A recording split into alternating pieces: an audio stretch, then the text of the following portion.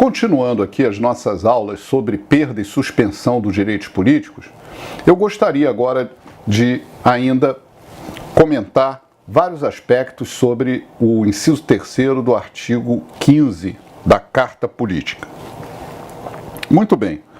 Outra questão que se apresenta aqui de grande importância é a seguinte: quando a Constituição fala em condenação criminal, é possível se perguntar numa prova se a pessoa estaria com os direitos políticos suspensos, ou seja, não vota nem é votado, se ela fosse condenada por uma contravenção penal.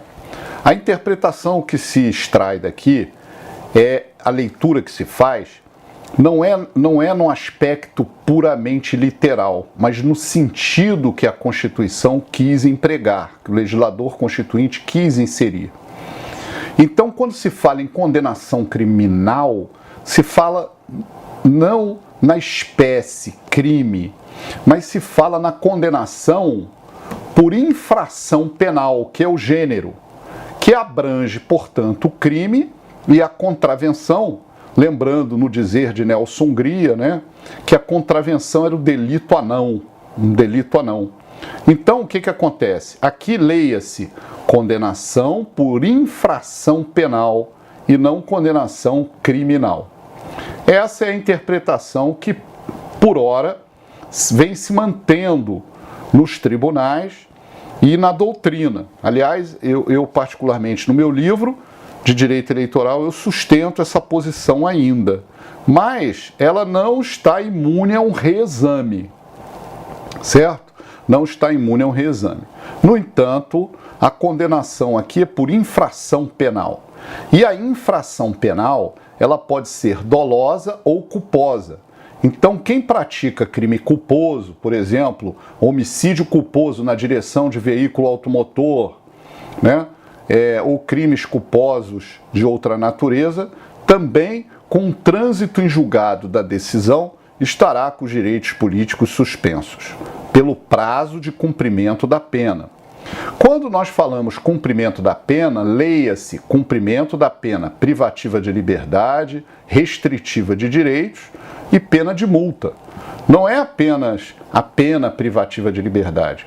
Quer dizer, se o apenado cumpriu integralmente a pena privativa de liberdade, né, mas não quitou a multa, não pagou a multa, não há que se o juiz da execução penal extinguir a pena pelo cumprimento. Há que se cumprir todas as etapas aqui necessárias a essa extinção da punibilidade pelo cumprimento da pena.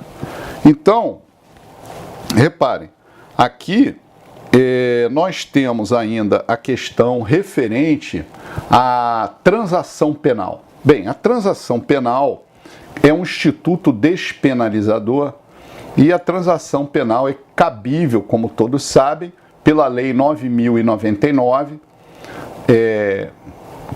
como instituto despenalizador para os crimes cuja pena máxima é até 2 anos. Né?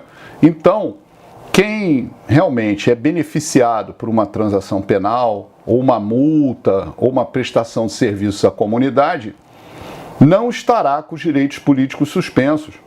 Porque, embora a transação penal tenha uma natureza jurídica condenatória, mas não é uma condenatória de mérito, de final, de análise de provas da culpabilidade, entre aspas, no sentido da formação da culpa, no sentido amplo. Então, aqui é muito importante anotar isso. A transação penal não acarreta a suspensão dos direitos políticos, né? Então, por exemplo, se o autor do fato é apontador do jogo do bicho, praticou um crime de ameaça, um crime de menor potencial ofensivo, ele pode se candidatar, continua sendo eleitor, ele continua com a sua capacidade ativa e passiva. Perfeito? Então, a transação penal não gera suspensão dos direitos políticos. Por outra, podemos formular um trocadilho, uma pergunta: e a suspensão condicional do processo, o sursi processual, acarreta suspensão dos direitos políticos? Essa é uma boa indagação, né? numa prova oral, por exemplo, doutora, o sursi processual suspende os direitos políticos? O que você responderia naturalmente? Claro que não.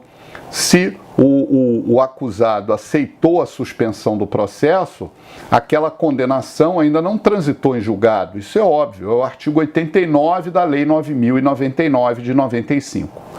Então, não acarreta nenhum impedimento aos direitos políticos, né?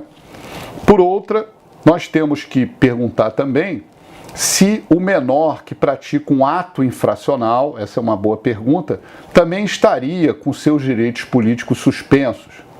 No caso aqui também há que se mudar a legislação. É necessário aqui um aprimoramento da nossa legislação eleitoral, porque não é possível a falta de igualdade, né, na proporção, na razoabilidade dos fatos que se apresentam. Aqui se verifica uma violação à igualdade material.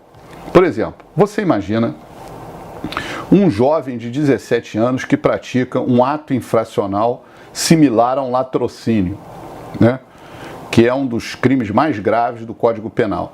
Esse jovem vai cumprir lá o período de internação, né, no educandário, etc., lá no antigo, aqui no Rio de Janeiro, era o Instituto Padre Severino, e depois, né, estará, depois do período máximo, me parece até 21 anos, eu não tenho certeza nesse ponto, ele estará livre, né, estará livre para votar, para ser votado, para se candidatar, etc., né?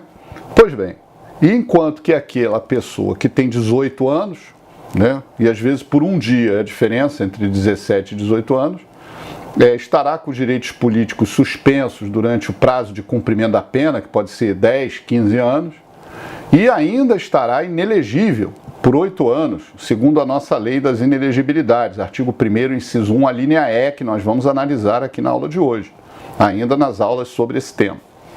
Então, a desproporção entre um fato ou outro, apenas por um critério biológico, ao meu ver, não é a exegese, a interpretação correta que deve ser feita do texto constitucional. No entanto, não tivemos ainda um caso que foi suscitado dessa maneira. Então, o que eu posso ensinar para vocês? Que, se perguntarem numa prova, se um menor que pratica um ato infracional está com seus direitos políticos suspensos, aqui não há uma equiparação. Não há. Os tribunais ainda não enfrentaram essa questão. O TSE ainda não se deparou com essa questão, pelo que eu saiba. Certo? Então não há ainda essa posição do egrégio Tribunal Superior Eleitoral sobre esse tema. No entanto, de lege ferenda, eu deixo essa questão no ar, vamos dizer, para que haja uma reflexão específica sobre esse tema, em razão da violação frontal ao princípio aqui da proporcionalidade e razoabilidade, que deve ser adotado, principalmente aqui o princípio da igualdade material entre os fatos que se apresentam para a tutela jurisdicional. Perfeito? Outra questão que se coloca, muito interessante, é se a condenação imprópria ou absolvição imprópria, que é quando se aplica a medida de segurança, gera a suspensão dos direitos políticos. E aí, o egrégio TSE tem precedentes, inclusive existe uma resolução antiga da Corregedoria, dizendo que aquelas pessoas que praticam atos penalmente relevantes, mas foram absolvidas em razão da inimputabilidade por doença mental, também se encontram aqui similarmente na mesma hipótese, com a suspensão dos seus direitos políticos. Então, por exemplo, aquela pessoa que está no manicômio, né?